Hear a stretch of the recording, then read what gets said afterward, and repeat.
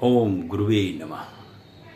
प्यारे हरिभक्तों, अब जो मैं विषय ले रहा हूँ वो ले रहा हूँ वापी योग क्या होता है। जन्म पत्रिका में किसी व्यक्ति का वापी योग पड़ता है तो वह व्यक्ति किस प्रकार का होता है, लेकिन ये उसके ही पड़ता है जिसकी कुंडली मेघ लग्न से शुरू होती है। इसका पहला अंक 1 हो, उसकी ही कुंडली में ऐसा योग बनता है। और ये व्यक्ति जो है दीर्घ आयु वाला भी होता है, वापी योग वाला।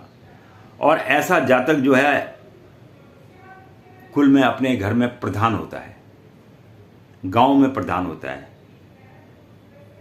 और लंबी उम्र का तो मैंने आपको बताई है, गुणी भी होता है, प्रिय, सबके प्रिय भी होता है, और अत्यंत प्रतापी भी होता है। कई लोगों की बात हो, धैर्यवान भी होता है, धनी भी होता है और सुखी भी होता है। ऐसा व्यक्ति गांव देश में कई चीज़ों का निर्माण भी करा देता है, अच्छे अच्छे लोगों के लिए जीवन में काम आने वाली चीज़ें हैं।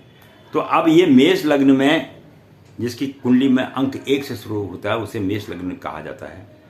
तो अगर तीसरे भाव में 3 अंक जहाँ लिखा वहाँ चंद्रमा बैठा हो, चौथे भाव में मंगल बैठा हो 4 अंक में, और 5वें भाव में राहु बैठा हो 5 अंक लिखा हो, छठे में बुध बैठा हो जहाँ 6 लिखा हो, 7वें में जहाँ 7 अंक लिखा है वहाँ सूर्य हो, लेकिन यहाँ सूर्य नीच का होता है, ये भी याद रखना।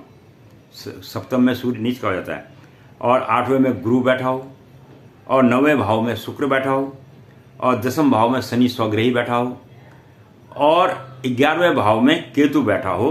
तो ऐसे व्यक्ति का जो योग बनता है कुंडली में उसे वापी योग कहा जाता है। तो मैं पंडित गिरीश तिवारी अपनी वाणी को यहीं पर विश्राम दूंगा। आशा करता हूं कि आपको आज योगों के बारे में, कुंडली में किस प्रकार योग बनते हैं और उससे जीवन में कैसे पराक्रम होता है, इसके विषय में थोड़ी जानकारी दी है। तो अच्छी लगे तो लाइक और सब्सक्राइब जरूर करिएगा, और वीडियो देखने के लिए बहुत बहुत धन्यवाद। फिर आगे किसी और विषय पे बात करेंगे।